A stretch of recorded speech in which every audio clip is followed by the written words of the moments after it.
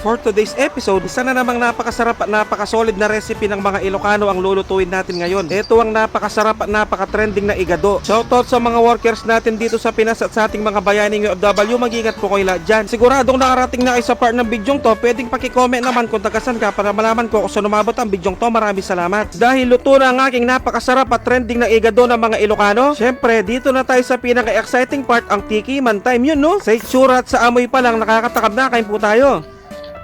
Sus Mariosep, kanya na po, grabe mga kasolid, napakasarap. Para na rin ako pumunta ng Ilocos. At sa sobrang napakalasa niya mga kasolid, ternong-terno siya sa kanin. Sa palagay ko, mas masarap pa rin ang original nito, pero pwede na patsaganan sa akin. At bibigyan ko na kayo ng pangmalakasang perfect bite para dito, yung ihahalo mo sa kanin mga tampo. Taksya po na kalasa ng kalasa. At kung tiyempong hating gabi nyo naman napanood to mga kasolid, mag-automatic patsit kanto na lang kayo mga bossing, dapat yung spicy ha. Maraming salamat sa mga walang sawang sumusuporta at sumusubaybay sa aking mga video. At sa mga walang sawang nagsishare, maraming salamat, napakasolid nyo, sobrang na-appreciate ko kayo lahat.